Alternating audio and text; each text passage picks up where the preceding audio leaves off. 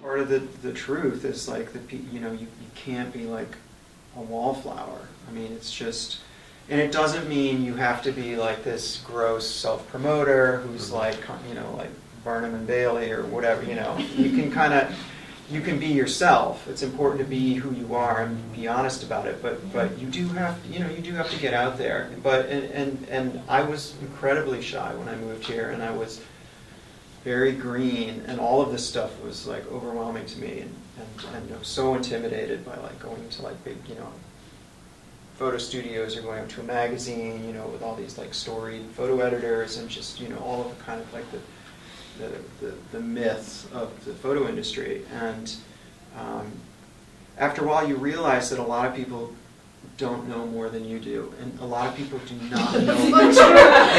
There are people in very high positions who don't know what they're doing. Yeah. I'm just telling you that. And there are some very successful photographers who might not really be that good.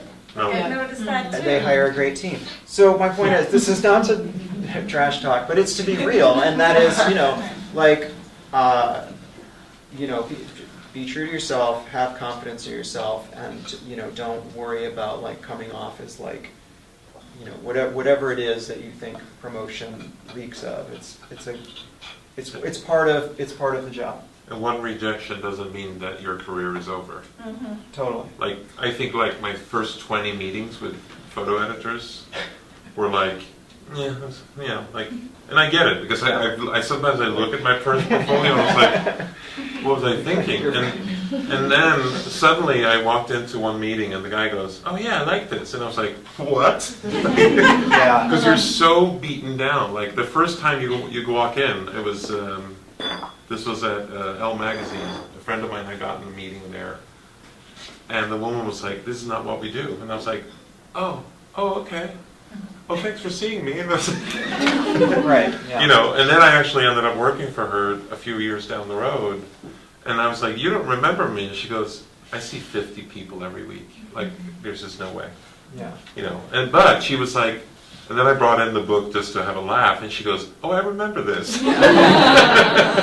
And she's like, I didn't give you a job. And I was like, no. And she's like, oh, okay. Yeah. Wait, I just want to share a super short one, because you just triggered this memory, and it's important for people to hear this, because this was early on, very early on, and I was still assisting and starting to get, I think, like a little, a few shooting assignments. And I went up to, you could drop off your physical portfolio on like the drop-off days at the drop-off times or whatever. And so I went to the New York Times, and I went up there and I dropped off my portfolio. And the New York Times was in a different building, different editors. There's not anybody who still works there. And so then it was like a week passed, and there was the time when you can come and pick it up. And so I went, and it wasn't in like the messenger center or whatever it was.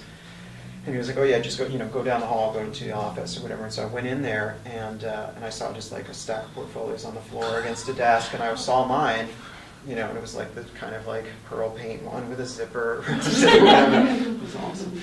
And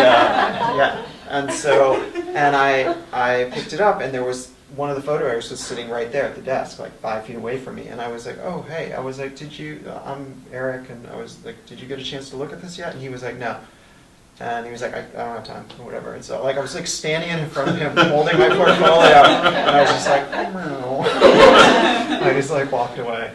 So anyway, it's hard times. But you can't take stuff personally. You just keep going. Yeah. I also want to add that what I learned is that like a lot of people start comparing, comparing the work, comparing the jobs. I mean that really kills everything. I mean it's like you gotta start comparing, because they can have they might have a different situation, different everything. So you can't really compare. So you have to really think like what works for you. If you, let's say, shooting weddings, maybe for you it's 5, and for your, other photographers it's 25. So it's really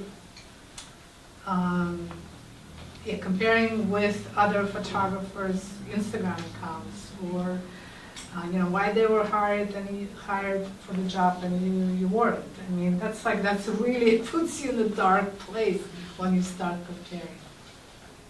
Once in a while, you completely luck out with jobs. Like I was literally at a dinner once, and the then chief editor, Gilles Ben-Simon, was there for dinner. And he walked over and he said, "Hey, I heard you had a nice portfolio, and why don't you come in on Monday and we'll give you a job?" And I was like, okay. I mean, I hadn't asked for it or anything, but I was just like, that was, I mean, a complete luck of the draw. Yeah. You know? So it's like, networking is, I mean, you're not going to run into Anna Wintour at the coffee shop somewhere, but it's like, go to industry events, go to, like, Yeah. be seen, just interact with people. And I'm extremely shy, or used to be at least. But that really got me out, and I was like, I forced myself to go start seeing, people. And Yeah. I heard this story this year, I had never heard it before, about Richard Avedon. That he really wanted to be a fashion photographer, walked in the first, I forget who the editor is, that he wanted to work for, the art director, whatever. The art director looked at his portfolio and essentially laughed at him. I was like, "You are so green." And he was like, "Well, what should I do?" And he was like, "Well, you should do this, this, and this, and this." So Richard Avedon actually went back every time. He said, "Okay, here, this is what I did." This for like 2 or 3 years or something.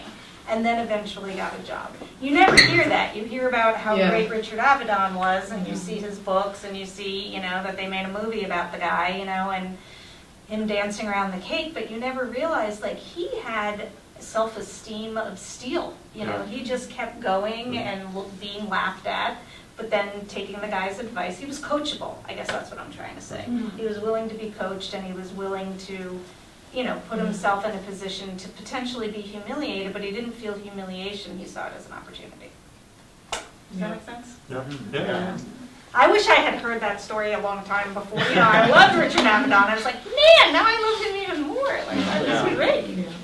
No, but I think longevity is like the one thing. It's like you cannot be downtrodden by 1, 2, 3, 4 meetings. Right.